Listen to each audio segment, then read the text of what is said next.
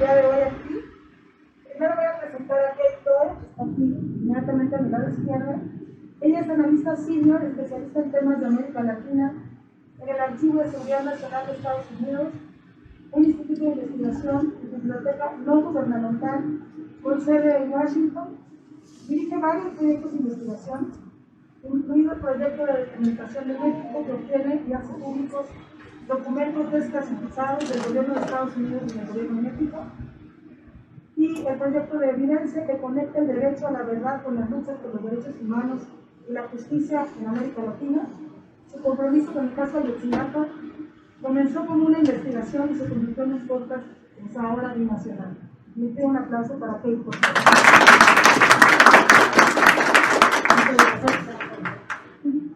Inmediatamente a la izquierda de Kate está Ana Yancy Díaz Cortés, que es reportera y productora de radio senior para Review from the Center for Investigative Reporting.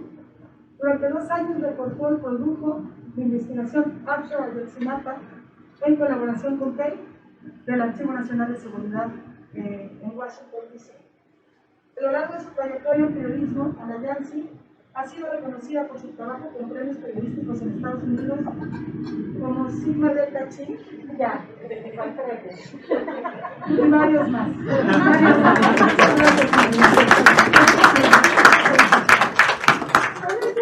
Son importantes, muy importantes. Después tenemos a Ana Yancy, a Inger Díaz Barriga. Inger es editora de esta serie en su versión en español, que mis alumnos ya han escuchado en su mayoría.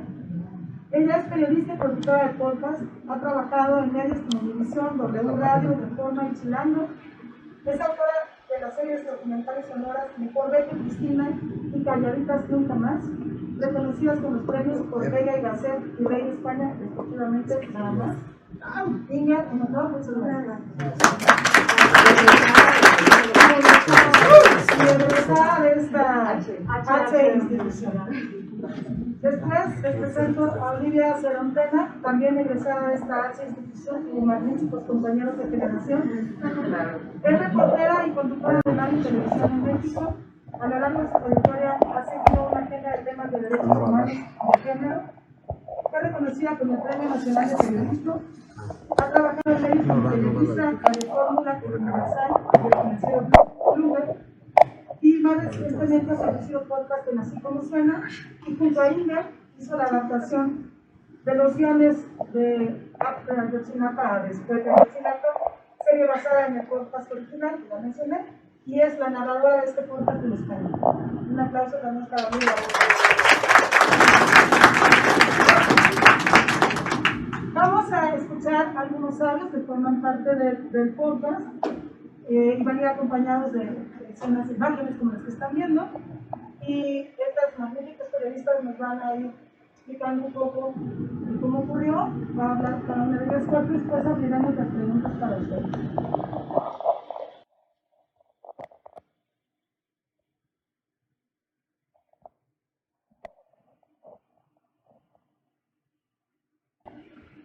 Los policías comenzaron a disparar primero al aire, después nos empezaron a disparar hacia nosotros. Disparos dirigidos a los estudiantes. Así sonó esa noche. El audio lo grabaron los propios estudiantes con sus teléfonos. Los demás policías corrieron, otro policía se fue corriendo hacia el Zócalo, disparando hacia atrás, sin fijarse que podría haber herido pues a alguna otra persona que no tuviera nada que ver. Bueno, total, el conductor de la patrulla se quitó la patrulla y nosotros seguimos avanzando. Los compañeros que estaban abajo no se subieron, iban abajo pues por cualquier cosa y igual otra vez repeler el ataque. Siguen avanzando y de pronto fue donde llegaron otras 3 patrullas más o menos, de municipales igual. Se cerraron ahí enfrente de nosotros y otras más llegaron por detrás. Y así que estos ya no llegaron a prevenirnos, nada más llegaron y se bajaron y tirando, por así que madrazos.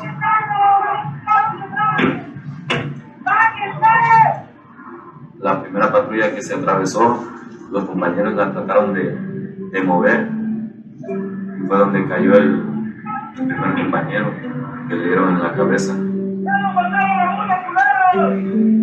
¡Ya mató uno! ¡Háblale a la ambulancia! ¡Háblale a la ambulancia! El primer caído a balazos de la noche se llama Aldo Gutiérrez. Quedará en estado vegetativo. Y vi todavía donde estaba el compañero tirado en un charco de sangre y convulsionándose. Estaban tirando balazos todavía, los policías no dejaban de tirar.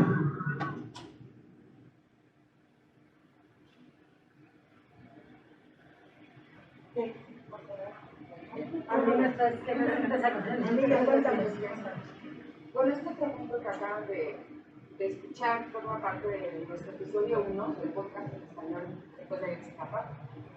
Este episodio arranca en el momento actual, digamos, con la investigación que se reabrió con este gobierno. Primero escuchan al fiscal especial del caso, Marco Restrepo, pero después vamos al pasado porque nos interesaba revivir los hechos, ¿no? Revivir que se pudiera escuchar cómo fue la noche de los ataques en Juárez contra los estudiantes de Ayotzinapa, la noche del 26 de septiembre de 2014 en la madrugada del 27 de septiembre. Los sonidos que escuchan son los del momento de los ataques, pues son grabados por los propios celulares de los chavos cuando están siendo atacados, y luego la voz que escuchan es de uno de los estudiantes sobrevivientes, y es el testimonio que le da a un periodista que se llama John Gibler, que fue de los primeros que llegó a la normal de Ayotzinapa los días siguientes a los ataques, y que pues, a lo largo del tiempo estuvo siguiendo el caso muy de cerca, y que nuestras colegas hablaron con él y consiguieron que nos quisiera aportar estos sonidos. Él escribió un libro en donde están los testimonios de los estudiantes, pero no los habíamos escuchado así.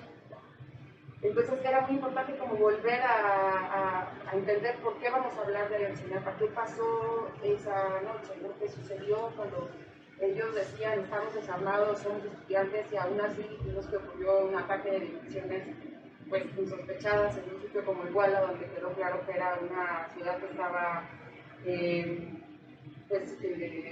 tomada ya por poderes que no eran los democráticamente electos, ¿no? Que ya era muy difícil distinguir, o imposible distinguir entre policías municipales, delincuentes, ¿no? Aquello era un sitio donde no había ley, ¿no? Y estaban las circunstancias para que esto ocurriera. Ahora, nada más como una introducción y seguir escuchando, queremos decirles que después de Ayotzinapa, la versión en español es una serie documental sonora que está dividida en 6 episodios. Este es un pedacito solamente del primero, porque también hacemos como un pequeño resumen de lo que luego más adelante van a escuchar en los siguientes episodios. La versión en español está basada en la idea original de Ana Yancy y Kate, ¿no? Ellas son las que la verdad es que nos hicieron el camino por el que nosotros luego anduvimos escribiendo y adaptando con bastante libertad, lo cual les agradecemos. Hicimos una investigación ampliada donde agregamos más testimonios y más datos, pero la idea original es de ellas, y el episodio de ellas, hace Ayotzinapa, salió en enero, es nuestra hora en marzo. Y bueno, así es como arranca. Después de esto, en el episodio 2, lo que van a escuchar es lo que sucede en los días posteriores. La idea un poco del podcast es justo como ir avanzando a través del tiempo en una narración que sea muy cercana, muy pausada, muy de reconstrucción de los hechos, para alguien que puede llegar con conocimiento previo de lo que pasó, ¿no? Porque en su día lo sintió, pero fue todo tan confuso, una vorágine informativa, que yo misma haciéndolo, y yo a pesar de ser periodista que lo había seguido, me di cuenta que lloraba un montón de cosas, no las tenía tan claras, ¿no? Pero también se trata de que alguien que puede estar en ceros en el tema pueda aproximarse al caso de Ayotzinapa, un público mexicano o un público de América Latina. Lo único que agregaría a lo que dice Olivia son 2 cosas. Los audios de Trump se graban a los días, como dice, y nunca se han transmitido en realidad en radio y en Estados Unidos y aquí. Claro, era importantísima la colaboración con ellas, porque nosotros todos tuvimos que manejar con doblaje. Entonces teníamos que contratar actores, doblarlo, cortarlo, traducir. Entonces, esa experiencia que tienen en estudiar sin hambre es también única porque logran escuchar las voces y ampliarse un poco en el triple, decimos, en el material. También se escucha el triple, ¿no? Contándonos cuando llega la normal y toma estos testimonios de lo que se encuentra cuando dice que no se atreve ni siquiera a acercarse a preguntarles nada. Y eran los primeros momentos cuando lo que había pasado era sumamente grave, pero todavía no dimensionaban las familias, no dimensionaban los propios sobrevivientes, nosotros como periodistas y la sociedad no sabíamos de qué tamaño iba a ser, no sabíamos todavía que 43 chavos no iban a volver, ¿no? Y hasta el día de hoy, pues incluso todavía no se sabe el paradero de la mayoría de ellos, de 40, ¿no? Solamente se han encontrado restos de 3, de 43, más todo lo demás que no se sabe. Ese libro de John Williams, se llama Una historia oral de la infamia. Sí.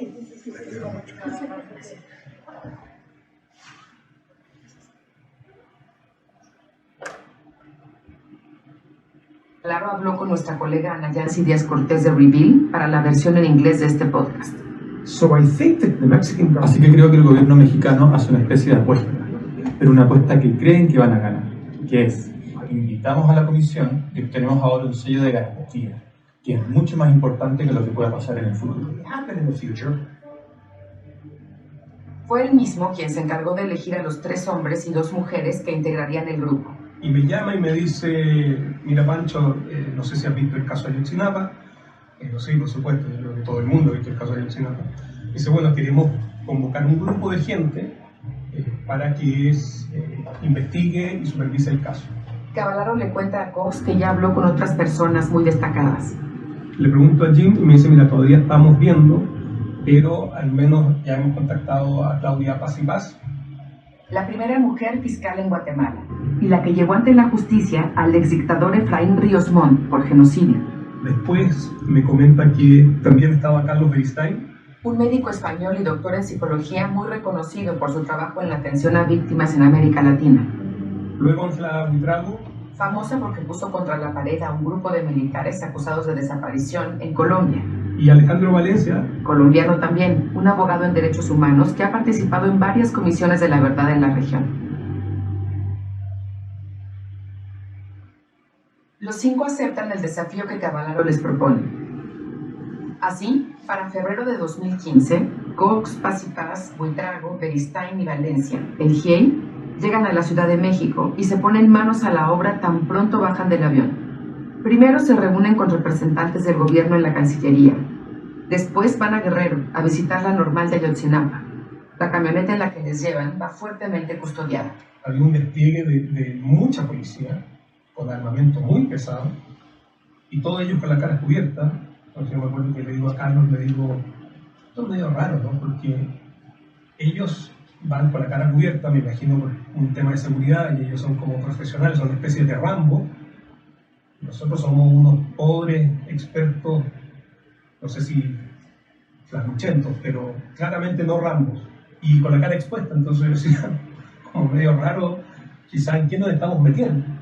Al llegar a la normal, tienen que dejar a los escoltas afuera. No pueden presentarse así con las madres y padres. Llegar con todo eso es casi una provocación, es casi como hacerlos revivir el poder, la fuerza, la violencia, y es justamente lo que nosotros no queríamos.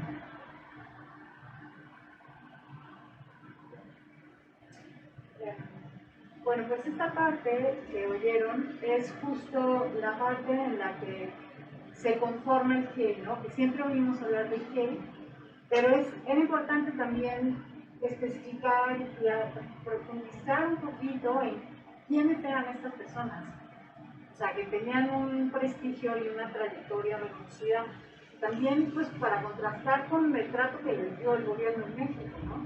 Entonces, en esta parte eso es lo que alcanzan a oír. La primera parte es Jim Cavallaro, que es el presidente de la Comisión Interamericana de Derechos Humanos, y él empieza a contar justo cómo fue que decidieron conformar este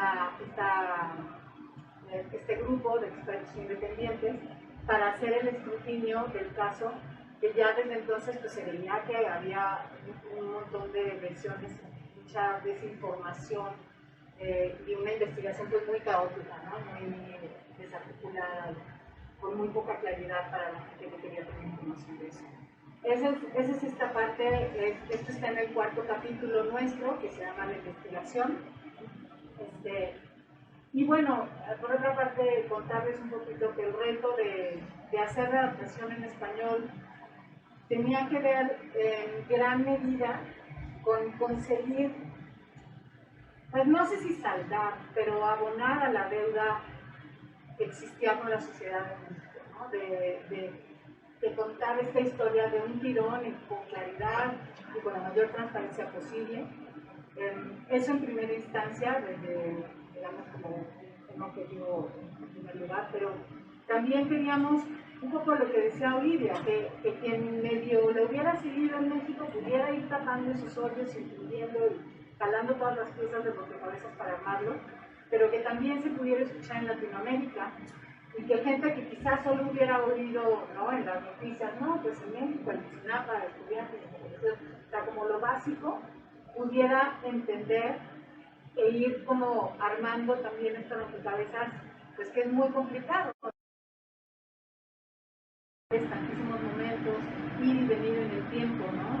Tampoco hacer una narración puramente cronológica, o sea, sí seguimos un hilo cronológico, lo que vamos reconstruyendo, pero por otra parte estamos también siempre en el presente, ¿no? Siempre trayendo por ejemplo, el fiscal actual, ¿no?, que es una voz importante también de hablar adelante, a las familias, desde luego, a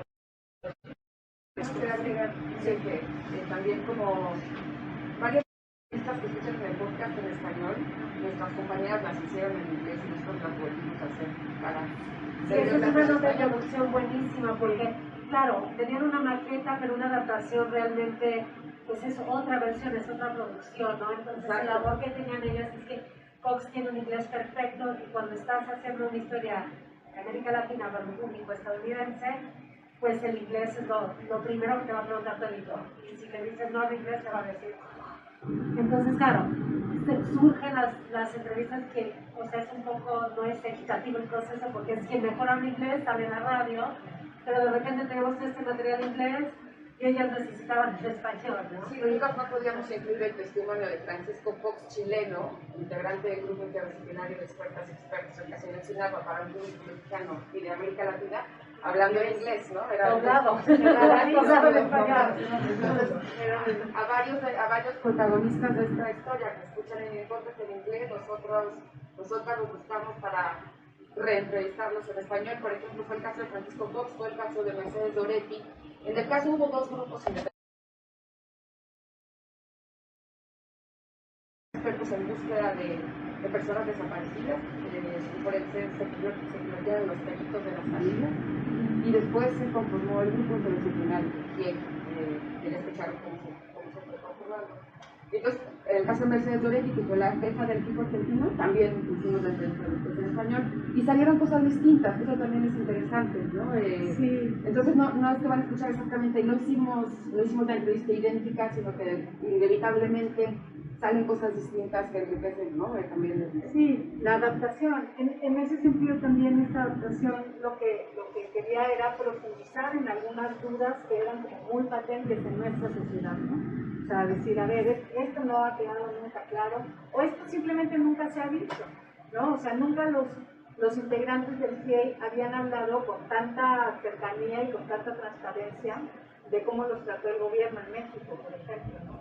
Entonces, ese tipo de cosas también tuvimos como que jugar en la adaptación y un poco reescribir, ¿no? Íbamos siguiendo los pasos del guión de Agent de Analysis de Kate, pero sí, pues hubo ya unas partes en donde nos soltamos el tiempo.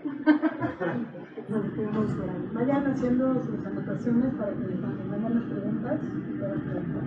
De hecho, me entrevistaron a Kate también en español, voy a escuchar a Kate, a John. ¿Y a ti? Ah, sí, y a mí. Y ahí iba a decir una cosa más no, solo que, pues es como una interpretación también, y es un público diferente, ¿no? Entonces es como otro producto. Y en ese sentido es algo que yo creo que nunca se ha hecho en el podcast. Sí. Vamos con el tercero.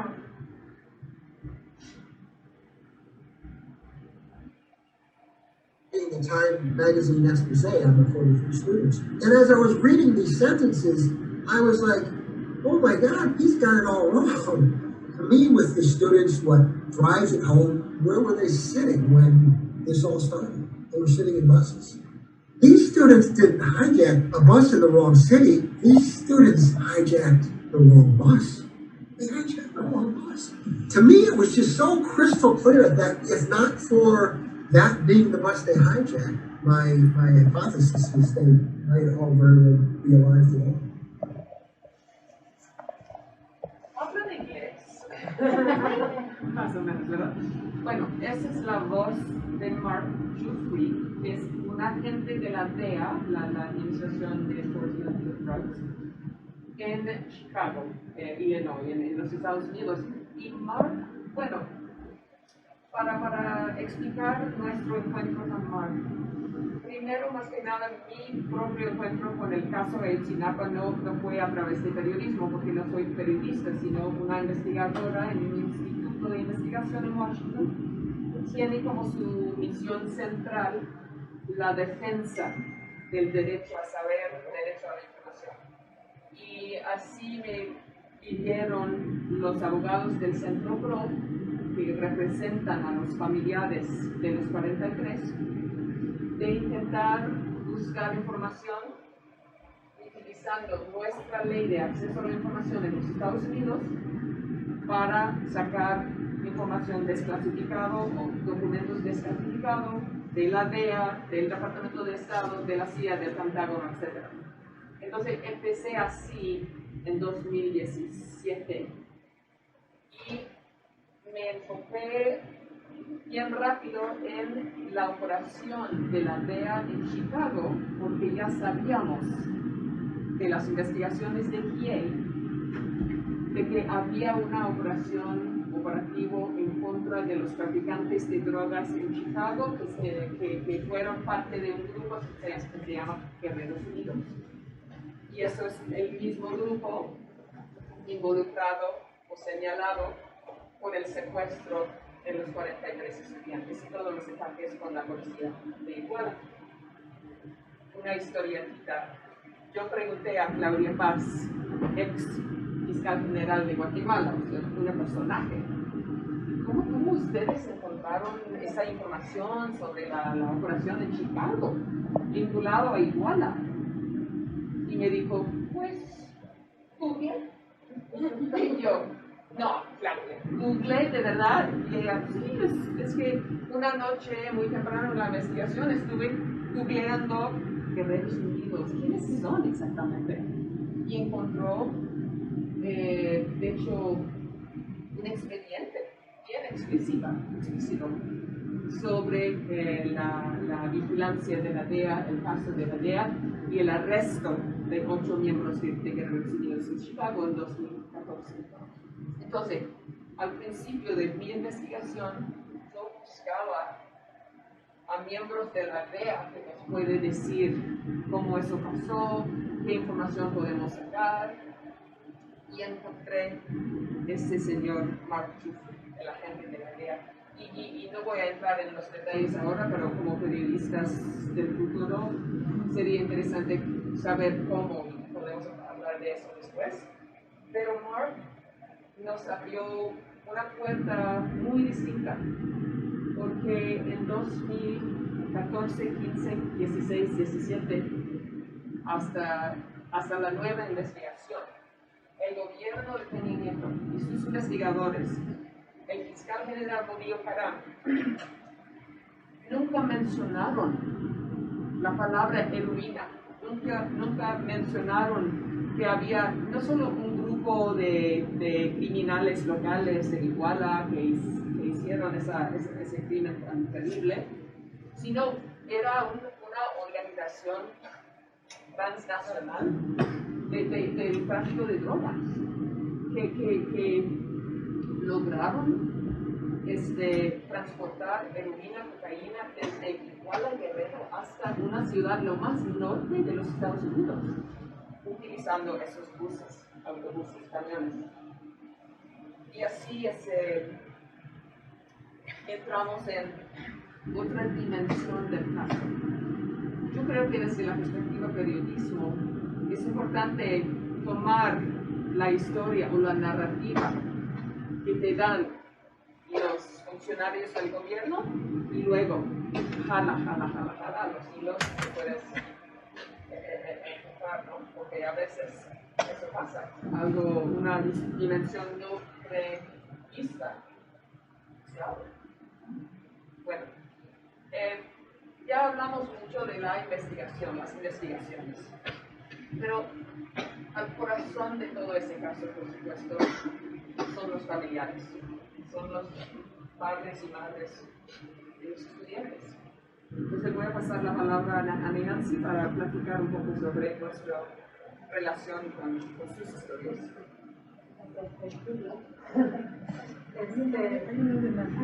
Sí, pero eso va a terminar. Con eso cerramos, perfecto, Mariana.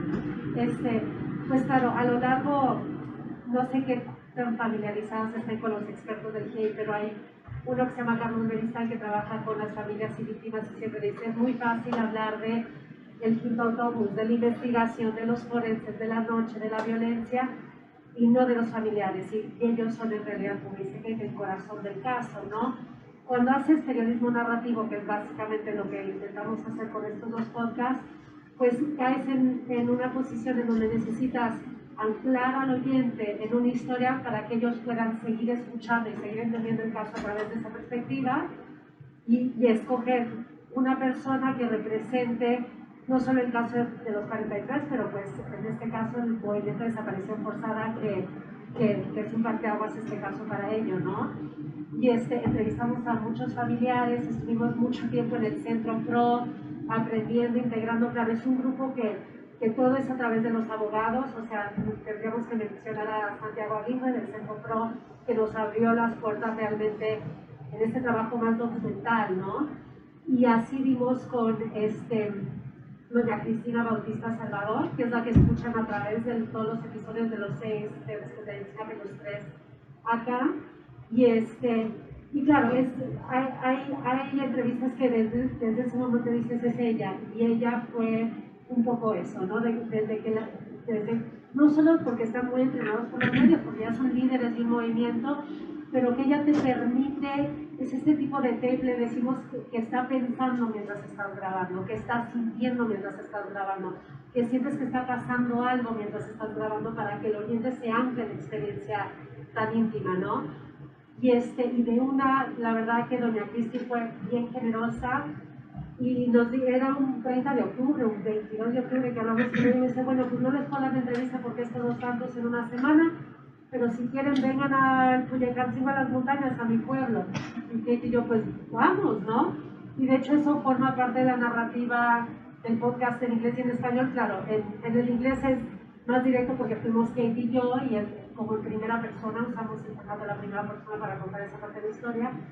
Pero pues básicamente fuimos a su pueblo, que son 8 horas, es el último pueblo, y es un pueblo, es muy impresionante porque todos son, que es el primo, que es el tío, y es un pueblo dedicado a los desaparecidos de Ayotzinapa, ¿no? Y un pueblo con muchísima conexión a Bridgeport, Connecticut, en Estados Unidos, que también es súper interesante. Y ahí pasamos 3 días con ellas justo en esta época de celebración de Todos Santos y compartimos en esto, ¿no? Y para nosotras como productoras fue muy importante estar ahí estos días sin saberlo, porque hay este lema en el podcast narrativo que es Show me, don't tell me, no me digas, enséñame. Entonces es muy diferente sentarte a hablar y decir, esto siente una madre que ha vivido esta experiencia, a que tú lo escuches, no solo de las voces, pero de las escenas, les decimos. Pues esta escena o este momento que vivimos de Todos Santos, pues fue muy importante para hablar de la muerte, de la desaparición y de nosotras también entender que dentro de una misma familia pues hay diferentes versiones de donde está en este caso Benjamín, ¿no? Que es el hijo de doña Cristi, es una madre, es una casa de mujeres, ¿no? Es Cristina, Laura y Merani y Benjamín, ¿no? Que es su tercer hijo. Y durante varios días no queríamos de entrevista que Cristi, siéntate con nosotros 3 horas, bueno, que si desgranaba el maíz, que hacer atole, o sea, andábamos con la carrera detrás de ellas, hablen con mis hijas, no queremos hablar con ustedes. Y ya las hijas poniendo el altar, y a lo largo de las horas de estar conviviendo, de no apagar la grabadora, de un poco normalizar esta idea de documentar y de tomar como una perspectiva más de historia oral, y de que estoy aquí con mi grabadora y logramos intimar, ¿no? Y hablar que sí, de los animalitos del altar, de qué representa cada flor, de todos los familiares, hasta un punto que van a escuchar el podcast, que no saben ni qué hacer con la foto de Benjamín, ¿no? La foto de Benjamín está al lado, la van a poner en el altar. Una se lo que le dice, no, ¿cómo crees? La quitan, o sea, este limbo en el que están los familiares que viven la desaparición forzada, que nos dijo otra señora, doña Luzma, es como morir lentamente, ¿no? Pues ya finalmente a lo largo de los 3 días, Cristi nos dio la entrevista, ¿no? Y nos dijo, bueno, un espacio que para mí, pues hay, porque claro, la típica, no sé quién hace radio aquí, pero apaguen el refri, apaguen los abanicos, un espacio como más íntimo, que haya fotos para que puedan evocar imagen, porque no tenemos, por así que imagen en la radio, y nos lleva al cuarto de Benjamín. Y en este espacio, dice aquí, yo pues al principio pues no lo tocaba, ¿no? O sea, lo limpiaba, lo dejaba exactamente y no podía entrar más que para limpiarlo, para cuando él regresara. Y a lo largo de este tiempo pues ya duerme ahí todos los días y dice, así me siento más cerca de él. Pues fue en este contexto que empezamos la entrevista, ¿no?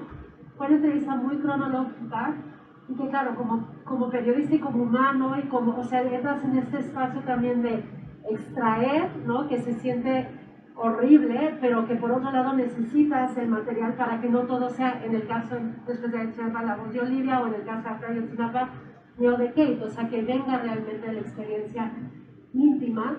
Y llega un momento que, pues como pudimos, le preguntamos, pues en este contexto Todos Santos, ¿usted qué piensa que dónde está Benjamín ahora, no? Y nos contesta esto, ¿no? Que es el siguiente audio.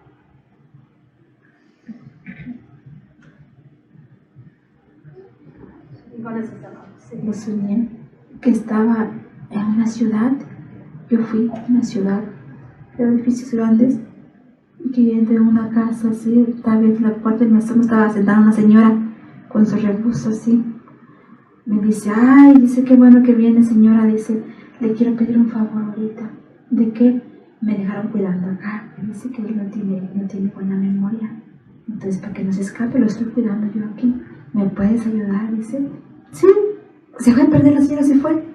Y me asomo, ¿quién sería que no tiene memoria? Cuando me regreso así, ya se levantó. Mi hijo me dice, mami, me encontraste, dice. Escuché tu voz, dice.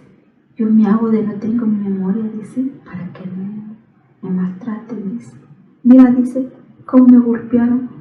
Cicatrices tenía todo, dice. Me golpearon feo. Que le digo, ay, papacito, ya, que la abracé. Le digo, te encontré. Tanto tiempo ya te busqué, le digo, no te encontraba ya. Vámonos, le digo. Dice, no, ahorita. Dice, no podemos ir. Pero por lo menos ya te escuché, ya nos vimos, dice. Te la abracé, le digo, no, venga, vamos. Y yo suelto, corro para asomarme si había gente. Desperté, ya no lo miré, ay, pero me alegré un ratito que sí lo vi mi hijo. Nada más que decir, pero sí.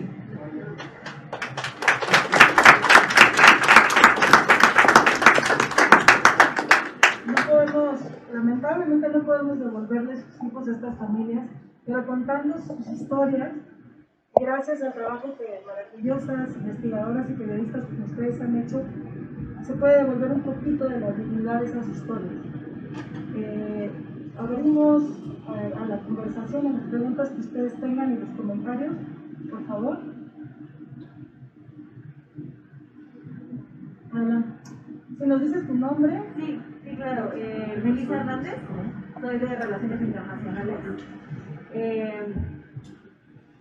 Creo que mi duda es más como por la parte política, porque sé que en un proceso de investigación sí hay muchas trabas. Sé que fue distinto como el proceso porque ya existía como una documentación en la parte en inglés, por eso salió mucho antes. Pero ¿qué tanta incidencia o qué tantas trabas encontraron en el proceso de investigación al querer contactar a las familias, al tener como injerencia con el CEI, porque sé que pues este grupo especialista como que trabajan muy aparte. Es como a la hora de ir haciendo las nuevas entrevistas, al hacer las primeras entrevistas, ¿qué tantas trabas encontraron en la parte política? Porque es un caso muy mediático y muy complicado de llevar en México. Yo creo que hay que puede ser la que responda por sí. Bueno, voy a empezar. Sí. Primero, no teníamos acceso a mucha información desclasificar esa información. Primero. Segundo, en cuestiones de la política acá en México, cuando empezamos nosotras, ya está el señor López Obrador, o sea, ya el cambio. Entonces, honestamente no nos metimos mucho en la dimensión política, sino directamente con los protagonistas nos comunicamos. Y nos ayudó mucho que ya tenía yo una relación con uno de los protagonistas centrales, que es Omar Gómez, porque nos conocimos en Washington cuando él estaba en exilio. Es el fiscal especial actualmente del caso de los sí. Y así nos facilitó, porque cuando llegó en esa apuesta que fue completamente inesperado, en ese entonces, ya nos conocimos bien, ya hubiéramos platicado de Ayotzinapa miles de veces, entonces eso también nos ayudó. No sé si quieres. Sí, Melissa, tu pregunta va a ligar un poco de qué periodismo se busca hacer, ¿no? Un periodismo de noticia diaria, de formato largo, narrativo. Y en este caso la colaboración con la organización de Kate fue clave, ¿no? Porque ellos son de carrera, o sea, en la investigación maratónica, pues Kate se pone un poco incómoda al decir esto, pero pues es realmente gracias a que ella llevaba 10 años colaborando como experta y era como alguien de adentro. Pues cuando Kate me dice, bueno, tengo esta idea para hacer un podcast, que hay un señor, un chavo, que se llama Omar y fue secretario ejecutivo del GIEI y nos puede platicar y pum, a los 3 meses lo hacen fiscal, ¿no? Pero también perdimos acceso ahí por lo mismo que dices que es mediático y creo que es la persistencia, ¿no? Con el Centro Pro y los familiares y que te vean ahí todo el tiempo, mientras mi organizaciones pues ya lo cubrimos, ya te pagamos, ya sale de ahí y como el paradigma de la organización de Kate es estás ahí, vas a todos los eventos, you show up, ¿no? Y esa fue como muy buena influencia para hacer este tipo de contar historias de esta manera, ¿no? Quería dar un contexto para que nosotras, Ingrid, me ayudas a contar esto, Ingrid. En nuestro quinto episodio, que se lanza hoy, por cierto, ahí ustedes van a escuchar a Kate Doyle, porque nos pareció muy importante poder contar por qué, o sea, por qué Kate está metida en el caso, quién es Kate Doyle, por qué tuvo la idea de hacer un podcast, por qué conoce a Omar Gómez, el actual fiscal del caso de Ayotzinapa, cuya historia en sí misma es una historia que nos dice cosas del caso Ayotzinapa y que se cuenta en el podcast, no es que nos importe porque Omar nos importa, sino porque su historia nos cuenta cosas reveladoras. Entonces, Kate es una defensora de derechos humanos enfocada en defender el derecho a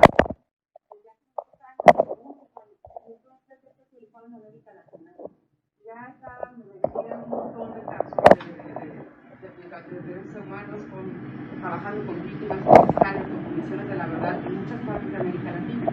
Es por eso que el Centro Pro, que es la organización que representa legalmente a las familias, en el 2017, cuando el caso cae en un limbo donde ya nada se mueve porque el GIEI ya se fue, el gobierno de Peña Nieto los echó porque sus informes estaban incomodando mucho, cuestionando mucho lo que estaba haciendo el gobierno de Peña Nieto, la investigación de Murillo Karam, de Tomás Herón, hoy prófugo de la justicia. Buscan a Kate para decirle, Kate, tú con tu conocimiento de solicitar archivos que te pueden desclasificar, está este hilo que une esta historia con Estados Unidos que ya contó Kate, de la ruta de narco, ¿no? Hasta Chicago, de igual a Chicago por autobuses de pasajeros. ¿Tú crees que desde allá tú puedas hacer algo para mover este caso? Porque está parado, estos están administrando el tiempo para que, como decía Francisco Costa en la entrevista, nos lo dice, para que se acabe el partido, ¿no? Administrando el tiempo para que ya suene el silbato y se acabe el partido. Entonces Kate, que ya estaba siguiendo el caso por su cuenta, con muchos contactos en México, porque ella estuvo en México trabajando también en un tiempo, dice sí, le entro y empieza a solicitar, como ya les contó, información por todas partes, algo que ha sido muy difícil, pero por otra parte, está con un agente de la DEA, que es lo que escuchaban hace rato, Mark Dufresne, que había encontrado esta celda de Guerreros Unidos en Chicago, ¿no? Y por el mundo de los derechos humanos en el que Kate se ha movido por décadas. Conoce a la gente del GIEI, conoce a la gente del equipo argentino de antropología forense, conoce a Omar Gómez, porque Omar Gómez, en 3 segundos les digo, cuando pasó a Ayotzinapa trabajaba en la ONU, lo mandan a la normal de Ayotzinapa los primeros días, porque unas cuestiones que les contamos en el podcast, acaba yendo a Ayotzinapa. Y después, cuando se conforme el GIEI, están buscando un asistente, un secretario ejecutivo, y Omar dice, yo, le interesa mucho el caso, renuncia a la ONU, se mete al GIEI. Así que Omar ya conocía el caso muchísimo. Después, cuando el GIEI se va de México, él queda en una posición muy vulnerable, que lo van a descubrir cuando escuchan el podcast, y se tiene que ir al exilio. Y después, por circunstancias que también ahí les vamos a contar, vuelve a México y es nombrado fiscal especial del caso de Ayotzinapa con este gobierno. Entonces, Kate tenía ya muchos contactos, y por eso Kate dice, aquí hay una historia, puedo aprovechar esto y podemos empezar a tratar de contar esta historia y volver a poner al frente esta historia, ¿no? Que quiero decir es que en México, de pronto como periodista, decir quiero hacer algo del caso de Ayotzinapa a estas alturas, 7 años, es bien difícil. Todo el mundo te dice como quiero hacer eso en español, que hoy podemos estar escuchando aquí, es súper meritoria, porque nosotros desde acá no lo hubiéramos logrado, no lo hubiéramos nunca podido lograr. Pues esa es un poco la historia de la idea original del podcast. Y la verdad es que nosotros decidimos un poco contarla en el episodio 5 y perfilar un poco a Kate. Y después a Nayansi la van a escuchar en el episodio 6, contando también toda esta, bueno, ya también a las dos, a Kate y a Nayansi, cuando van con Doña Cristi en este fragmento que les pusimos, porque quisimos como contar el reporteo de ella también, ¿no? O sea, como que fuera parte de la historia de nuestro podcast en español, el reporteo previo que ellas habían hecho y que nos tiene aquí, ¿no? Pudiendo hablar de después de Ayotzinapa. Sí, estamos innovando hasta cierto punto en la manera de contar la historia. Sí. ¿Alguien más?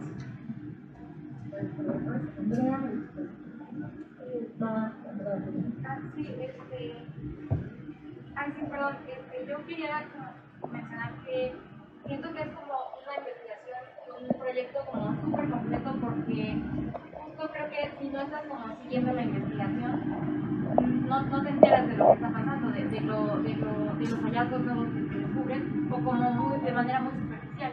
Podemos conocer como los informes del equipo de investigación forense argentino o como del GIEI, pero solo conocemos los informes. Y siento que lo que hace el podcast es como también como contarnos lo que sintieron los expertos y las expertas y los periodistas y las periodistas al momento de vivirlo, ¿no? Y de estar ahí y como de encontrar, por ejemplo, cuando van al río San Juan y que encuentran a Tomás Herón como lo vivió, ¿no? Como de manera, como la experiencia que vivieron todas estas personas. Y siento que también es como un caso que tiene como muchos huecos en los que pues no se sabe, ¿no? Y como en general la población no lo sabe porque nadie lo sabe, ¿no? Y siento que tienen como muchos huecos y aunque haya personas como que sigan el caso, que les interese, que busquen la investigación, se siguen quedando muchos huecos, ¿no? Como del por qué, qué pasó del paradero, muchos huecos que todavía existen, ¿no? Pero creo que algo que hace súper bien este podcast es como juntar todas las piezas y como un poco armar el rompecabezas y justo sin dejar de lado como la parte del corazón del caso, que son los familiares, ¿no? Y cómo lo viven, y de los sobrevivientes. Y siento que eso también es como súper importante. Y justo porque, como lo decía Kate Doyle, es un caso paradigmático de la violencia que se vive, de las desapariciones forzadas. Y bueno, quería preguntarle como, ¿cuánto tiempo, o sea, como, cuándo empezó como a gestarse el proyecto y cuándo dijeron como, ya concluimos la investigación, con lo que tenemos se va a armar el podcast, se va a hacer como para el terapeuta, es que se pregunta.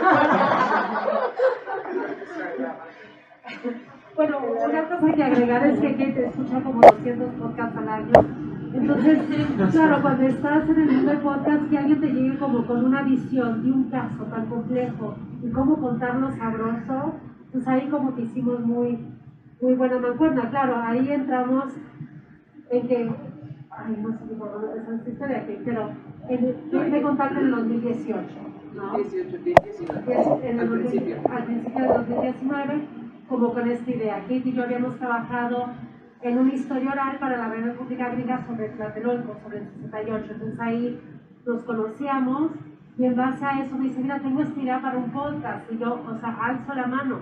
O sea, llegaba un editor gringo de Boston, la Kevin, del streaming, y que nos dijera, y que nos dijera, ¿qué no se resolvió ya el caso? O sea, ya hacía la noticia diaria. Claro, él tenía la versión de la verdad histórica. Entonces ahí como que, pues, que calzó, como que ya se resolvió el caso, déjame te cuento. Y así empezó, pero en principio empezó como un segmento de 20 minutos, ¿no? Y luego de 1 hora, y luego de 2. Y este tema de convencer, que fue un labor demasiado tedioso, de convencer a un público y editores norteamericanos que esta historia tiene valor, mientras en el caso de Ingrid y Olivia, que sí hay esta fatiga acá y tienen que convencer de otras cosas, no tienen que convencer de la importancia de hacer esta historia, ¿no? Pues fue ahí que empezó el proceso, luego se nos vino la pandemia, y claro, llegamos, ya tenía contacto con Omar y habíamos llegado a un acuerdo que nos daba entrevista fuera de México hasta que lo nombran fiscal, ¿no? Entonces, pues, ya venía a Nueva York, a Berkeley, donde estoy yo, y se nos viene la pandemia. Entonces, pues, perdimos como acceso hasta la entrevista cronológica hasta que lo nombran fiscal. Y fue ahí que, bueno, encontramos maneras de esquivarlo y que si grabamos diarios, que si no, y nos tuvimos que ver como muy dinámicas, pero realmente fue la persistencia, porque a mí me tenían corriendo COVID y Ingrid y Olivia todavía no estaban o sea, la persistencia, ¿no? Entonces no hubo, o sea, si Kate y yo lo podemos hacer ahora, este es el año que cubrir el caso, ¿no? Este es el año de la investigación, pero para un público norteamericano, un editor, pues es como ya too much, demasiados expertos, demasiadas investigaciones. Entonces seguimos queriendo reportar, en nuestro caso, un 4º episodio y seguir la historia, ¿no? Como se puede. En el caso de la versión en español, no es que hubo que convencer, pero sí es verdad que Adonde Media, que es la productora que hizo la versión en español, es una productora asentada en Estados Unidos, dirigida por una mujer con ascendencia uruguaya, pero también, o sea, pues, formada y todo culturalmente en Estados Unidos. Entonces tampoco tenía mucha claridad del caso. Y cuando a ella le llegó el contacto de ustedes, la proposición de hacer una versión en español, la verdad es que tampoco estaba muy convencida, igual que Kevin, supongo, ¿no? Como con esta idea de, en este caso, pues está muy lejos, ya lo cerraron, ya tal. Y me acuerdo que en esa primera llamada que tuve yo con Martina, sí fue un poco decirle, no, o sea, es súper pertinente, a pesar de que han pasado tantos años, ¿no? O sea, se necesita, por lo menos para mí, puedo decir si la audiencia latinoamericana muere en ansias por saber qué pasó, pero sí creo que para la audiencia mexicana es un caso muy importante que sí es pertinente hacer. Y a partir de eso, ellas empezaron entonces ya en la negociación directamente con Vivil, y para nosotras la verdad es que lo de los contactos y la parte política y eso pues fue muy lateral, o sea, prácticamente no nos estorbó en lo más mínimo, porque los contactos pues estaban hechos ya por Kate y Nayansi, y ellas se encargaron como de abrirnos todas las puertas para tener acceso a entrevistas, a lo que fuera que nos hiciera falta, ¿no? Entonces eso la verdad ya fue un camino abierto y muy llanito para nosotras. También con la ventaja de que yo, o sea, por cuestiones de la vida del reporteo, hace años, fui mucho a Guerrero a hacer muchas historias en Guerrero y conocí a Normal de Ayotzinapa antes de pasar a Ayotzinapa y conocí a periodistas allá, pues a muchos colegas periodistas que entrevistamos, son colegas, los conozco, incluso a los abogados de la familia pues los conocía porque pues he seguido el caso como periodista. Entonces esa parte no fue tan difícil y los otros contactos pues los tenían Kate y Nayansi, entonces efectivamente teníamos como muy, ¿no? Sí, muy nada esa parte. Debo decirles que tenía una visión editorial, no nos pusimos a buscar a Murillo bueno, que sí, pero como nada más de formalismo. No, pero formalismo, pero en realidad pues sí teníamos muy claro, ¿cómo decirlo? Es una visión editorial. Es una visión editorial en la que queríamos también, pues eso, cuestionar esa verdad histórica, ¿no? O sea, poner la prueba con testimonios reales, con gente que estuvo ahí, con una serie de datos cruzados, en donde pues era la oportunidad de decir, a ver, aquí tenemos todos los hilos para amarrar esto, ¿no?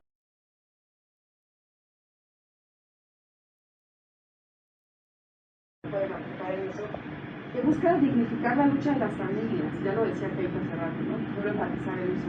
En todo este tiempo, si el caso no se ha cerrado y se mantiene abierto, y seguimos hablando de él, y el que ella acaba de presentar un tercer informe, es porque no han dejado de luchar un solo día para exigir verdad y justicia. Ellas, las familias, en compañía de sus representantes legales, en compañía del periodismo independiente que ha seguido el caso también, que también buscamos reivindicarlo en el podcast, ¿no? Si no hubiera sido por ese periodismo independiente que llegó el día 1 y se quedó y dio seguimiento y escribió libros y todo, pues también quién sabe qué hubiera pasado.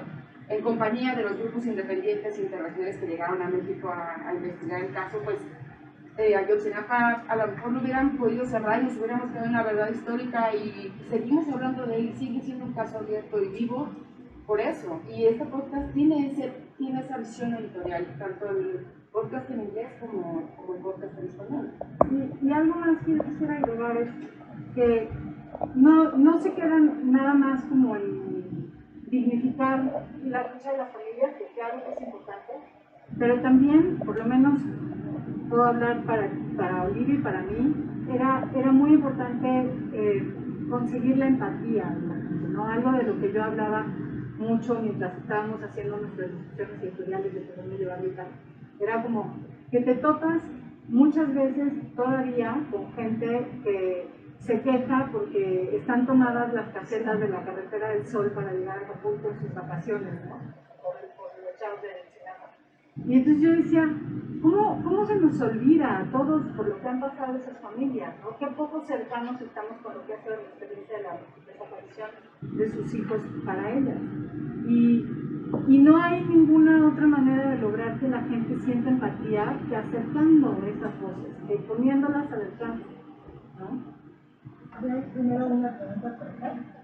Hola, mucho gusto. Soy Marina y muchas felicidades por su trabajo. Bueno, mi pregunta es un poquito con el método de trabajo. ¿Cuál fue el que llevaron para organizar y estructurar la información? Porque son muchísimas voces, números y muchos hechos, entonces sí como que en algún momento siento que no sé, ustedes platicar que se pudieron perder. Entonces, por ejemplo, no sé si hicieran alguna línea de tiempo o varias, ¿cómo organizaron? Yo me la pasé haciendo líneas de tiempo. Varios meses. ¿Cómo fue su método de trabajo? Supervivencia. Pero, a ver, empiecen ustedes, porque ustedes hicieron la estructura principal, la desarrollaron ustedes. Oh my God. Fue difícil. Ay. ¿Han visto Homeland? La serie de Homeland. Okay. ¿Qué otra película puedo? Tuvimos, bueno,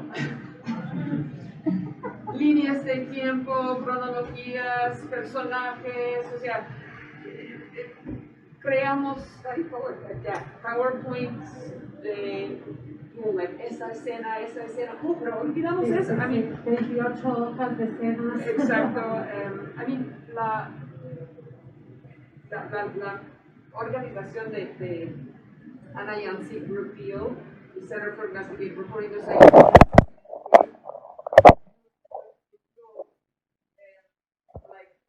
presentaciones de cada 3 meses, 4 meses.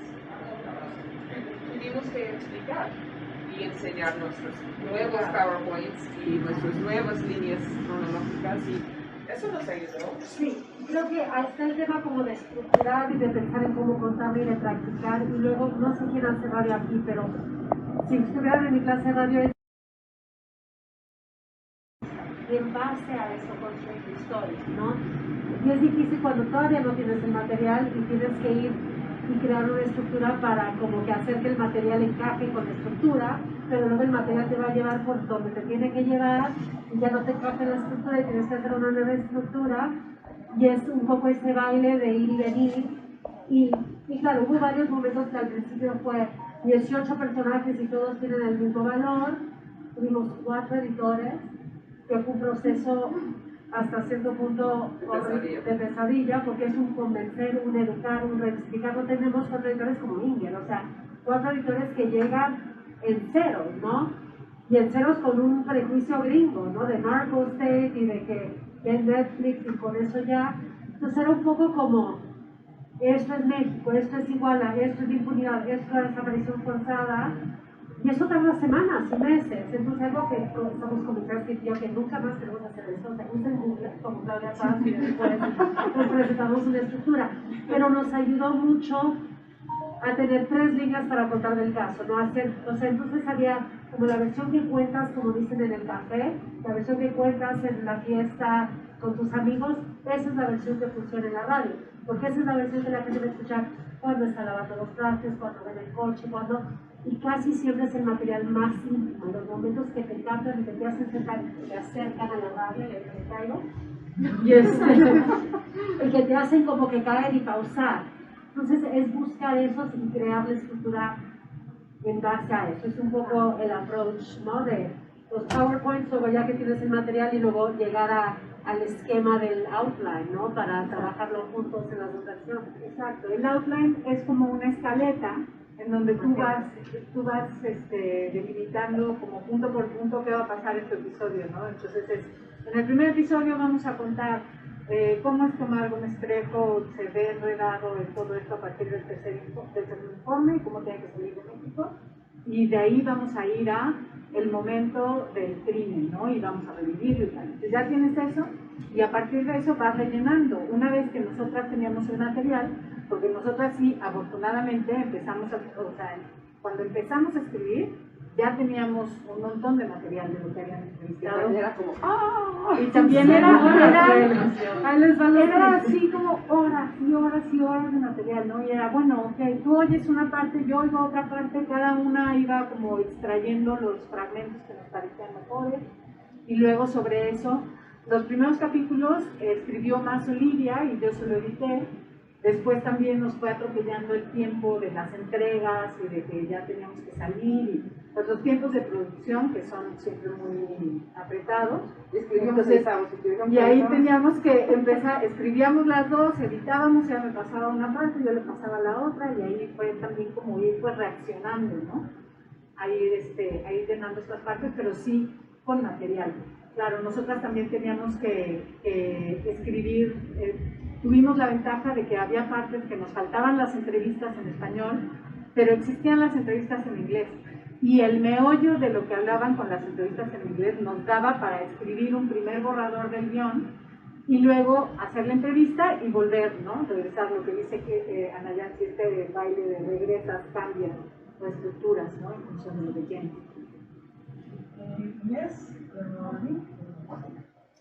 Sí, o sea, justo, pues, digo, creo que todos hemos hablado de también la situación del periodismo en México, también relacionado mucho realmente. Entonces es ¿cómo, o sea, cuál es el riesgo de meterte como estos temas tan importantes para el Estado, pero que son riesgosos, ¿sabes? O sea, no hubo ningún como punto en el que, o sea, sintieron miedo por estar investigando esto o conocen a...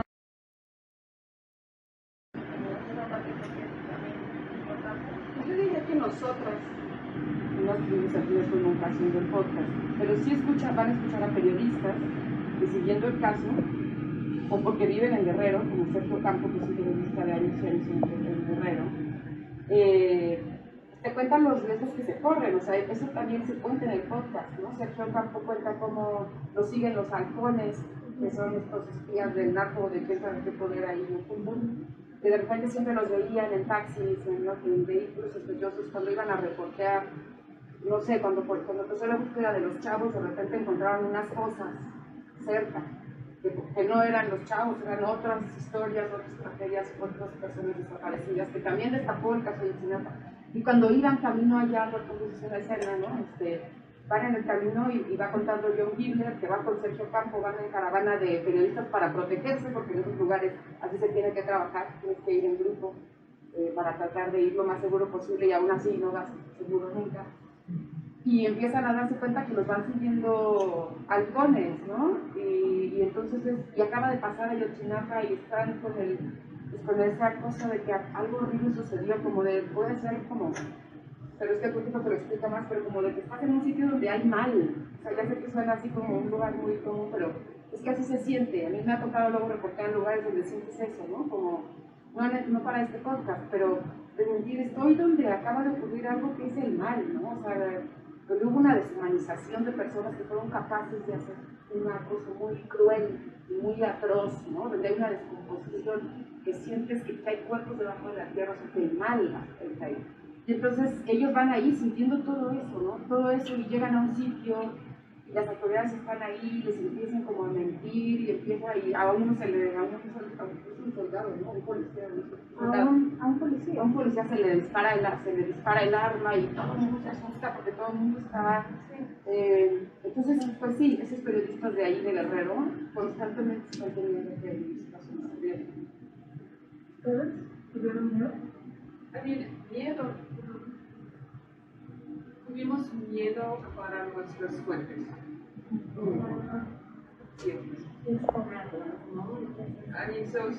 Por supuesto, a veces en Guerrero, we're like, oh, wow, estamos en Guerrero. Pero honestamente, siempre fue una cuestión de las fuentes, o sea, ¿cómo vamos a manejar eso? Eso fue el riesgo. Entonces, hicimos muchas cosas para guardarles, o sea, a veces, por ejemplo, con los estudiantes no usamos sus nombres, no usamos sus detalles personales. Con Cristi y su familia estamos en la Ciudad de México, casi nunca le leímos, solo cuando fuimos directamente a su casa, luego estuvimos en la casa, o sea, sí tuvimos precauciones, pero siempre para ellos no tanto.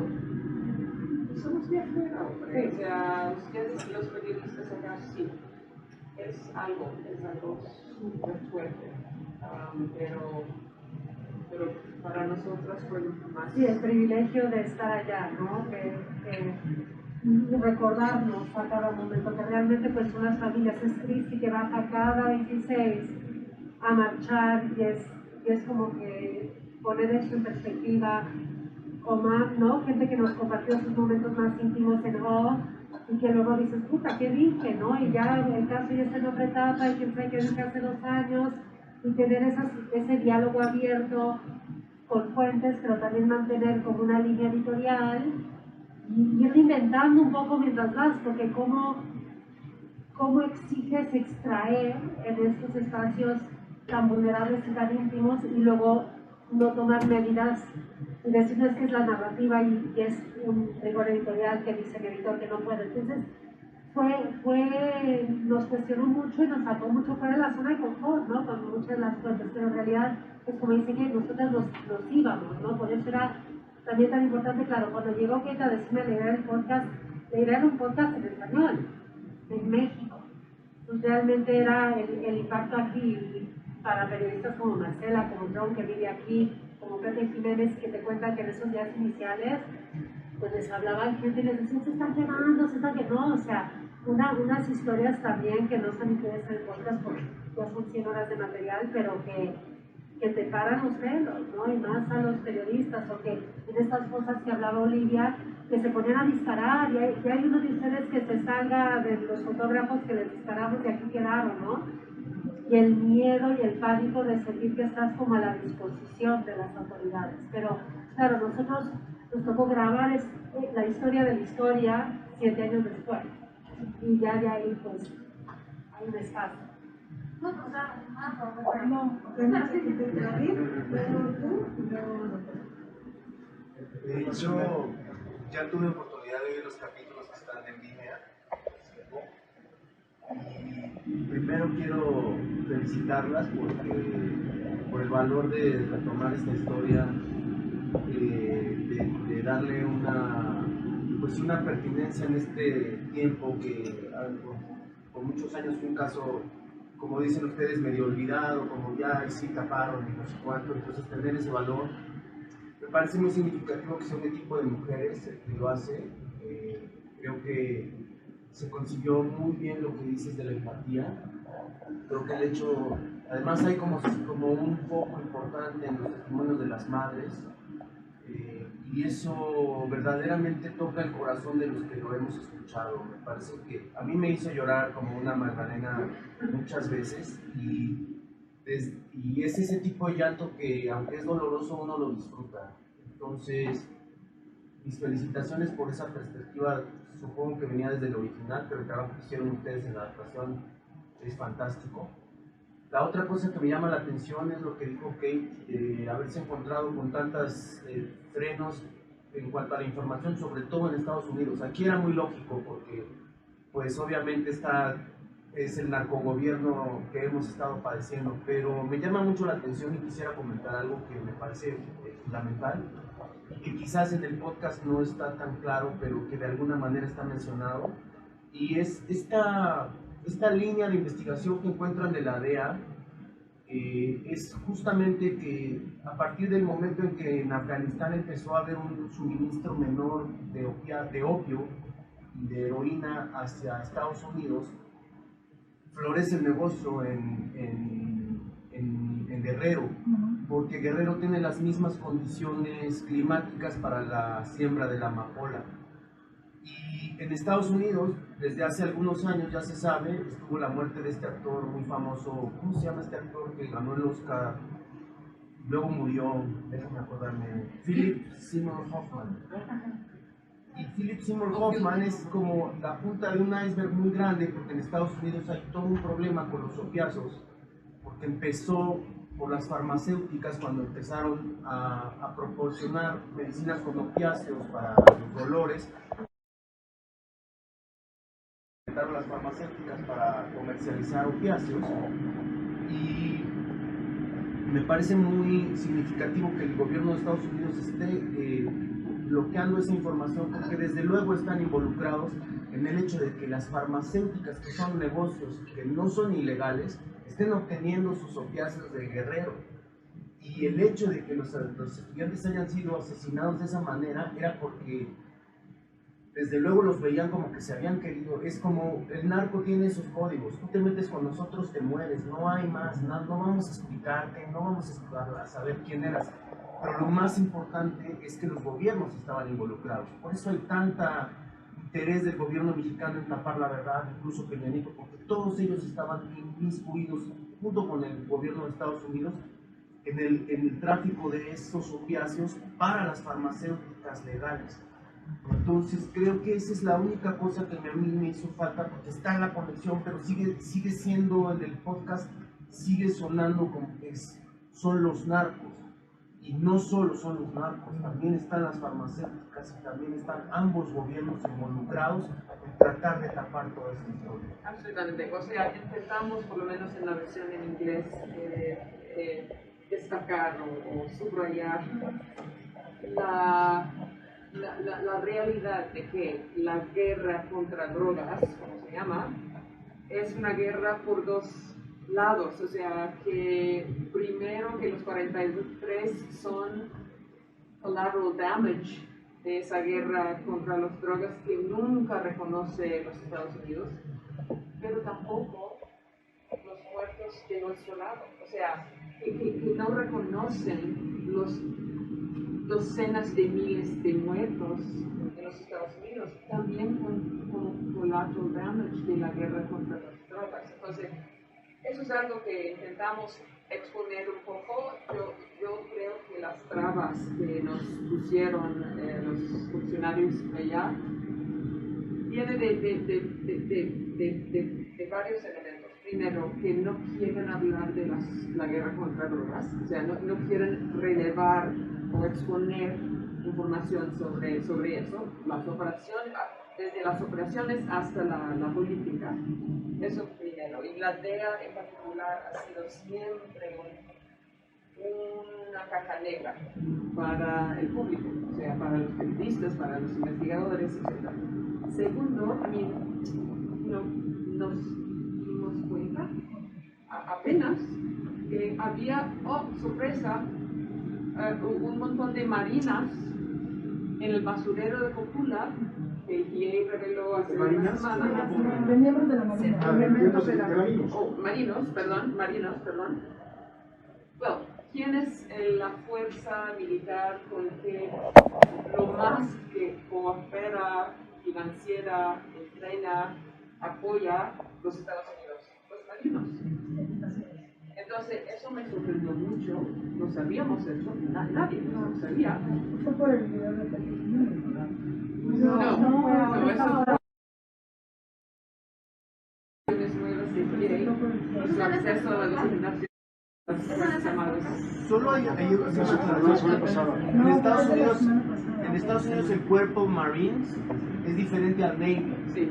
Y aquí estos que estaban son Navy, no eran Marines. O sea, no es un grupo como. O sea, tú cuando piensas en Estados Unidos. Pero Estados Unidos coopera, financiera los marinos acá en México. Es su fuerza. Decirlo brevemente, porque es una historia muy larga y interesante. Es que en Chicago había esa investigación sobre los guerreros unidos en Chicago. ¿Okay? Y el gobierno de México pidió, después de mucha presión por parte del DEA, acceso a los textos o mensajes interceptados por la DEA en Chicago para utilizar, leer, analizar aquí en el caso de la universidad. ¿Por qué? Porque los guerreros unidos en Chicago están deseando con sus contrapartes en Iguala la noche del secuestro, la noche de los Chicago. ¿Pero qué pasó? Los Estados Unidos atrasó. Finalmente, en 2018, entregó una parte muy chiquita, solo la parte que relacionó a su investigación, pero nos dimos cuenta después, con nuestra investigación, que habían miles de mensajes más, que porque no tenía relación al caso en Chicago, ni siquiera lo leían para los mexicanos. Entonces, esa cosa de, estamos en una guerra contra drogas con nuestro socio México, pero por otro lado, no compartir, no decir, no ayudar, no apoyar en un caso de investigación sobre una atrocidad acá en México, a mí eso me parece otra parte de muy fea de la historia de esa llamada guerra. Y otra razón por las trabas, que no quieren que nos sepan eso. Gracias. Bueno, primero que nada, muchas felicidades. Muchas gracias.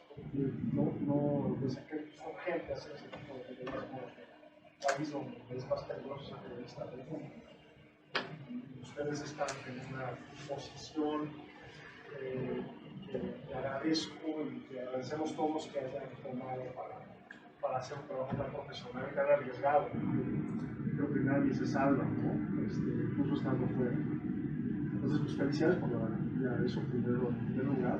Y por supuesto, he escuchado solamente como capítulo, pero la verdad es que la calidad es impresionante. Entonces, y sobre todo porque le podemos dar voz a 43 o más familias, ¿no? Detrás de cada quien detrás de cada desaparecido hay personas que esta metáfora que hacían de la ofrenda de muertos, esta metáfora, esta historia, ¿dónde pongo la foto? ¿La pongo en la ofrenda o no la pongo en la ofrenda? A mí me hizo muchísimo sentido por razones personales, porque como bien sabemos, pues una desaparición no termina nunca de, como familia, de decir está muerto, está vivo, en qué lugar está. Y quiero hacer una pregunta que no es nada periodística, pero que no me puedo aguantar.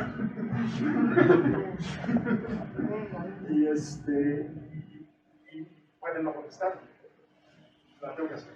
O sea, de manera personal, ¿qué piensan ustedes que pasó la noche? ¿Qué piensan que pasó en la noche de Iguala? ¿Qué piensan ustedes? No de forma periodística, pero sí como, o sea, ¿qué les dice? Después de tantos años, después de tanto tiempo, después de tanta información, después de tanto contacto, ¿qué piensan ustedes que pasó? Como opinión. ¿Qué creen que Lo que me parece increíble es que te quedas como callado y dices, hemos estado en estos 2 años y es, no sé, la noche de Iguala, o sea, de los ataques sí sabemos qué pasó. O sea, esa parte sí sabemos, porque la contaron los estudiantes sobrevivientes. O sea, hay chavos que estuvieron ahí, sobrevivieron y que lo han contado, y eso está documentado, pues casi de minuto por minuto qué pasó. Aunque el gobierno empezó a investigar mal desde el principio, nivel decía que eran 4 autobuses cuando iban en 5, por poner una irregularidad, esas que son así de... O sea, para que nos demos idea de por qué es imposible como saber nada del caso, porque investigaron mal, hicieron todo mal, todo manipulado y todo encubierto desde el día 1, ¿no? O sea, desde el día 1, una investigación fragmentada, que también por eso es complicadísimo luego quererla contar, porque es como, ¿no? A cada cosa que salía había un intento de desinformación y torturaron a las personas que tuvieron para tratar de armar una narrativa que pudiera ¿no? como ayudarles a poder cerrar el caso, que estaba generando muchísima presión en el gobierno de Peña Nieto. Y ustedes se acordarán que cuando pasó el Yotzinapa, Peña Nieto estaba en el top, salía en la portada de la revista Time y las reformas estructurales, y ya nadie hablaba de la violencia, y vino el Yotzinapa a revolvernos esa realidad que había estado escondida bajo el tapete, que nunca había dejado de existir, ¿no? Entonces empezaría solamente por decir eso, que contestar esa pregunta es complicado. O sea, la noche sí sabemos qué pasó, pero luego... ¿Pero qué pasó con ellos? O sea, bueno, ¿a dónde llora doña Cristina? Sí, lo que no se sabe, creo, y no sé, yo no me atrevería a hacer una hipótesis, o sea, igual la tengo, pero no me atrevería. De qué pasó con ellos, pues no se sabe todavía. Y la otra, ¿por qué? Que igual es que quisiera ya... ¿Por qué les dispararon sabiendo que eran los chavos de Yotzinapa, que igual tenían fama de vándalos, de venir de una normal, que era muy de fama de guerrilleros, de cuna de guerreros, lo que sea? Pero ¿por qué? Eso yo no sé. Bueno, pues ahí existe y queda en el aire, digo, tampoco es que metemos más nada, pero hay una línea de investigación que sí apunta al tema de los camiones, ¿no? del transporte de droga, y que sí se va a seguir investigando, esta fiscalía la va a seguir, eso ya sabemos.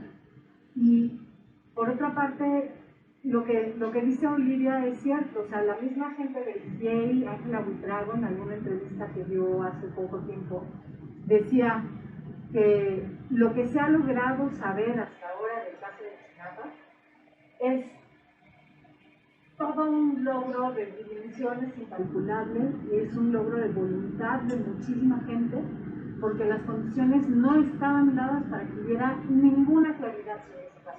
Es decir, cuando ellos llegaron aquí meses después de lo que había pasado, se toparon, pues eso, con testimonios bajo tortura, muchos de ellos falseados, muchos de ellos tomados en diferentes momentos, en diferentes horas, con intenciones pues, claras de hacer más confuso todo. Entonces ella decía, en cualquier otra circunstancia, yo hubiera llegado a una investigación en un caso hacia cualquier lado, y hubiera dicho, apaga y vámonos, aquí no hay nada que hacer, no hay nada que hacer.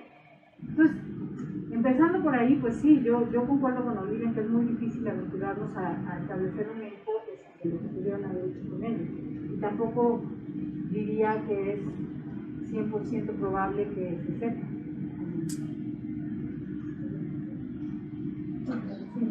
Bueno, primero, ya tenemos acceso a 2 comunicaciones interceptadas por los militares de los criminales. Entonces, ya sabemos que los estudiantes fueron divididos en grupitos. ¿Qué pasó con ellos? El GIE dijo muy claramente hace una semana a los familiares, mirándoles en los ojos: no tenemos ninguna prueba, evidencia, rumor, nada de que los estudiantes sean vivos. Entonces, en nuestro análisis, hasta el momento, aunque no sabemos dónde están, son muertos. Dijeron eso muy fuertemente, pero honestamente. Entonces, lo que sabemos ahora, o lo que vamos a proponer, es que eran divididos en grupitos y se desaparecieron, o sea, les mataron, asesinaron, divididos en grupitos.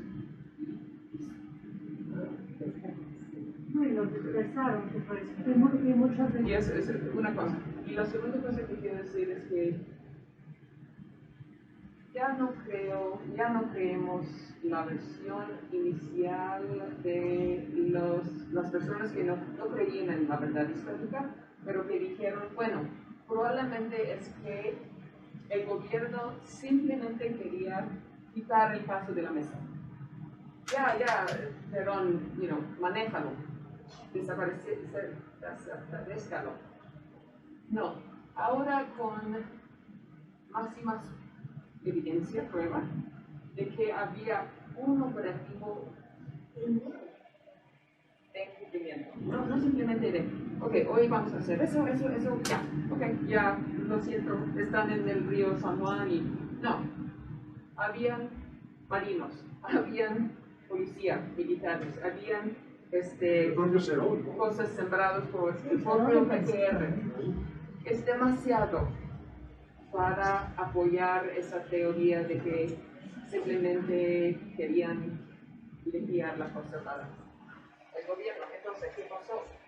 Yo creo que es el involucramiento de los militares en el ejército al nivel bien, no sé sobre ese tema, pero al nivel batallón, al nivel zona militar, en la organización criminal. Y eso, nunca van a hablar de eso. Por eso Cienfuegos siempre dijo, mis soldados no van a estar enlistados, punto. Por eso el gobierno estaba dispuesto a hacer cualquier cosa para no revelar la verdad de las ataques. Yo creo que los ataques venían de los militares.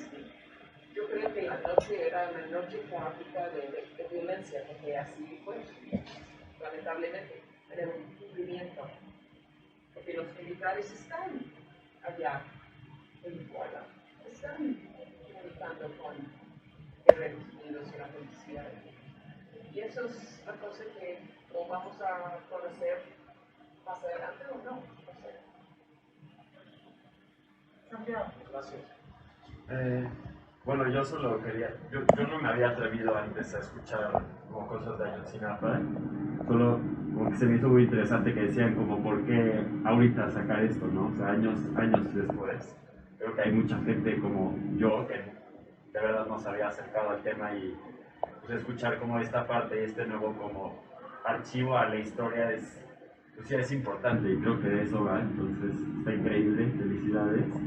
Y la otra como pregunta un poco es, como hablaban un poco del corazón del evento, que es como hablar con las madres, con los testimonios y pues además como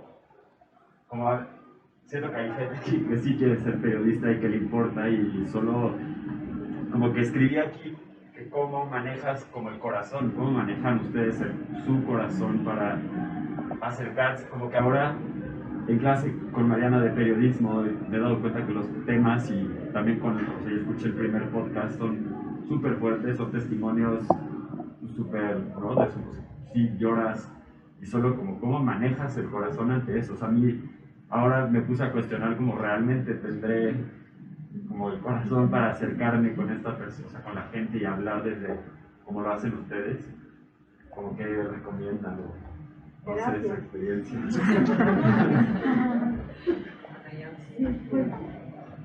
Sí, yo vengo como de una escuela de periodismo narrativo que llega, bueno, yo le daba grabadoras a adolescentes y grababa su historia un año y luego eso se corta, ¿no? Y cómo cantar en momentos íntimos y preguntar lo mismo una y otra vez. Y realmente la colaboración con Kate y con John Gibler, pues me cambió el paradigma un poquito para contestar tu pregunta, que es, no haces que la gente cuente su historia hasta que sea absolutamente necesario, no retraumatizas a una persona que ha vivido algo así sin ese espacio. Ahora tienes a alguien como Cristi, muchas de estas madres que ahora son líderes del movimiento hace 7 años y que por lo mismo son muy son muy audaces con los medios, tienen su línea, su historia, y es difícil llegar al corazón y esos momentos más íntimos, y con eso solo es tiempo, ¿no? Estar, dedicarle al tiempo, seguimiento y estar ahí. Ellos hablan mucho de los periodistas que llegan y se dan, ¿no? Y por lo mismo alguien como John Giblet, pues esas entrevistas iniciales en las semanas que pasaron, fue ahí que se dan cuenta que hay un quinto autobús. Fue ahí, o sea, si no hubieran sido por esas entrevistas, yo creo que cierran el caso y nadie se entera, ¿no? Y él, hasta la fecha, 7 años después, sigue ahí, está ahí, tiene contacto con los familiares, y ahí es que se va dando, pero es como un compromiso a eso, ¿no? Y como apechugarte y poner tus emociones de un lado y entender que no se trata de ti y darle seguimiento. Y por lo mismo escogimos a 2 madres, en realidad, porque también escuchamos una y otra vez de la misma Cristi que dice, no, pues fulanito, el Ai Weiwei vino aquí hasta mi pueblo, me hizo llorar y no incluyó nada de mí, no, es como tú llegas, extraes, hay un proceso editorial entre jefes y decisiones que se hacen, y del otro lado pues dices, ¿y qué regresas, no? Con según rigor editorial, y qué regresas, ¿no? Entonces es una línea muy delgada, y que claro, yo llegué con ese approach de que tenemos que entrevistar a Nico y a Lalo otra vez, y yo era como que no, ¿por qué? Si ya tienes los audios. Sí. Y en efecto, pues tenía toda la razón, ¿no? Pero eso he dicho, lloramos mucho el tiempo. Todo el tiempo, yo dejé a mis hijos meses, semanas enteras, ¿no? Entonces, ¿cómo puedes dejar a tus hijos? Y al entrevistar a Cristi, no me lo puedo ni cuestionar, o sea, no... Sí. Bueno, en nuestro caso fue igual de motivo, aunque no estuvimos como relacionadas directamente con Cristi, no necesitamos, pero pues sí son cosas que igual te tocan mientras las estás siguiendo y mientras más cercanía tienes con la historia. Entonces sí nos pasó a Olivia y a mí una vez en algún edit, que son estas sesiones que se hacen en donde lees el guión con la narración y vas insertando los audios para tener una idea de cómo se va a oír, pues sí nos pasó más de una vez rompernos llorando mientras leíamos, ¿no? Que es muy fuerte también, pero lo vas acomodando, ¿no? Y le vas poniendo intención también a eso que te duele, ¿no? O sea, duele, pero pues queremos hacerlo y tenemos una intención al hacerlo, ¿no? Y revisitar a Ayotzinapa siempre es durísimo, ¿no? Porque además no solo es Ayotzinapa, sino que Ayotzinapa es el caso, pues, más paradigmático de desaparición forzada en el país. Estamos llegando a una cifra de 100.000 personas desaparecidas, entonces también es constantemente pensar, ¿no? O sea, Ayotzinapa vale la pena volverlo a contar, volver a él siempre, porque Ayotzinapa cuenta México, ¿no? Te duele, o sea, todo el tiempo te duele. Y luego al mismo tiempo sabes que ese dolor tuyo no se compara para nada con el que están viviendo las madres, los padres de personas desaparecidas. Entonces se multiplica, pero como dice Ingrid, y tiene mucha razón, o sea, había un proyecto, un sentido, ¿no? No es que solo lo estás sintiendo y estás suelto ahí. Pero pues sí, cubrir esas tragedias en este país, que a mí me tocó como reportera estar cubriendo cosas y viajando todo el tiempo cuando el país se empezó a poner así de violento. O sea, me tocó justo como estar viajando todo el tiempo cuando el país empezó a ser este país de las tragedias, de las desapariciones, de los asesinatos, pues ha sido muy duro, ¿no? Y pues te ha ido tocando como desarrollar estrategias de cómo aproximarte a las víctimas, ir aprendiendo, también capacitarte, también hablar mucho con colegas y para ir aprendiendo cómo, porque no sabíamos al principio, ¿no? Hemos tenido como un aprendizaje también de cómo aproximarnos a las víctimas, que al final acaba siendo un tema, ¿no? El tema. Que es una nota de producción que es interesante, es cómo organizas esa emoción en una estructura cuando estás contando esta historia. Entonces, por ejemplo, este clip que les pusimos del sueño, es de estos momentos que este es el final del podcast, es el final del podcast, pero ya entrando en el proceso editorial, más con editores norteamericanos que se ven alejados del caso de la desaparición forzada, que no es esta reacción emocional, que los tienes que convencer. Pues, o sea, el editor nos presentó otro clip para terminar en donde Cristi está, pues, chille, donde estás extrayendo y explotando como esa intimidad y esta chille, y por varias semanas fue, o sea, O sea, porque fue el final y tuvimos que luchar realmente crítico para decir, no, aquí lo importante es que el oyente esté llorando, no que Cristi esté llorando. Y que ella, ¿no? Y es inconsciente cuando lo estás escuchando, es como una decisión casi política. Claro, porque más que explotar eso, ¿sabes? No está tan bien, o sea, no es como vamos a explotar, ya pero para nosotros es muy importante tener como esa línea. Nos queda tiempo para una última pregunta. Hola, mi nombre es Sabrina. Muchas gracias por su tiempo y la verdad es muy alentador y muy me inspira mucho. Yo quiero ser periodista, entonces me inspira mucho tener a cuatro mujeres en Puerto Rico, un proyecto tan bonito y tan íntimo. Y les quería preguntar si ahorita que ya el podcast está al aire, se han recibido como, bueno, para empezar, si la reacción de la audiencia fue lo que esperaban, también si han tenido como otro tipo de contacto con, no sé, personajes que no sabían que estaban involucrados, pero tiempo después, pues ya digo que sí, pero ya salió el podcast, o no sé, con los familiares, o sea, han tenido contacto con familiares después de que salió el podcast. Bueno, la reacción de la versión en español yo creo que ha sido mejor de lo que esperaba. O sea, yo tenía la idea, pues, de que iba a ser un podcast muy difícil de oír, justo porque duele, ¿no? Y porque te lleva a lugares oscurísimos y no, pues muchas veces la gente no tiene ganas, ¿no? De meterse a eso, ¿no? De entrar a esos estados de ánimo. Pero más allá de eso ha estado muy bien también que azarosamente un poco la coyuntura ayuda a que haya salido también el tercer informe, a que el tema se haya vuelto a poner hasta arriba en la conversación de todo el mundo. Y la gente está agradeciendo mucho el tener como este recuento de hechos para volverle a entrar a la narrativa del caso, ¿no? Entonces creo que en ese sentido el resultado está siendo muy bueno. En cuanto al contacto con las familias y todo esto, claro, el contacto fue la versión en inglés, pero entonces claro, es difícil porque Cristi, Lau y Merani son sus dos hijas que también aparecen en el contacto, pues súper lindas, pero ahora sí que nuestra agenda de Kate y yo y de las cuatro es hacer como un año de eventos de impacto, ¿no? Y no apropiarse de la historia, bueno, aquí es un contexto periodístico, pero realmente que surjan los expertos, las familias, y en la fantasía pues llevar a Cristi y a sus hijas a presentar a Washington, ¿no? A Congreso, a Israel, ¿no? Hasta cierto punto. Entonces en esas andamos, claro, ellas ven el valor, pero han contado esa historia y han salido en todos los medios, ¿no? Y ahora es como buscar el impacto para empujar al gobierno estadounidense, el gobierno mexicano a seguir, a buscar la verdad.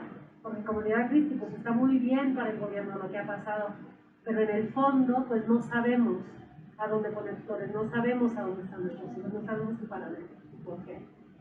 Yo creo que el podcast y la coyuntura que decía Lidia, que nos ayudó mucho, ha ayudado a que la gente vea que el caso de Ayotzinapa es un caso abierto y que está vivo, ¿no? Que no es un asunto que ocurrió en el pasado y que quedó ahí, como decía yo hace rato, en el cajón de los agravios nacionales, ¿no? Entonces, sí, a mí también me ha sorprendido que gente me ha como comentado mucho, que no había entendido bien el caso de Ayotzinapa, ahora ya lo está entendiendo, ¿no? Que agradece mucho la cercanía con la que nos estamos contando, el detenernos a explicar cosas, como, a ver, hicimos muchos, ¿no?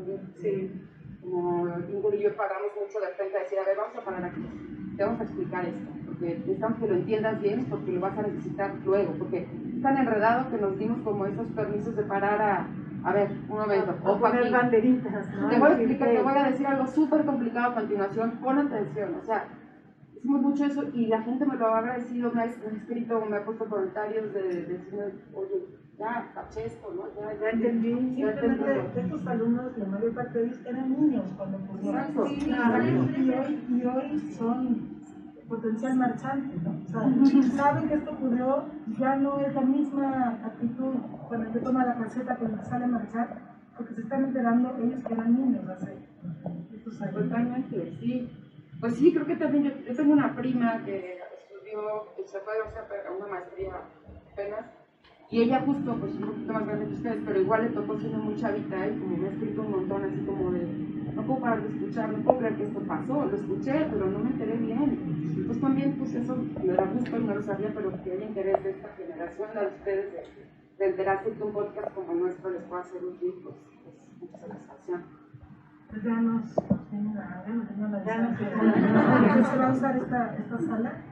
De verdad, infinitas gracias. Es un privilegio que las podamos tener a las 4 juntas, porque ellas están en México, ellas están en Estados Unidos, y solo para nosotros. Así que muchísimas gracias.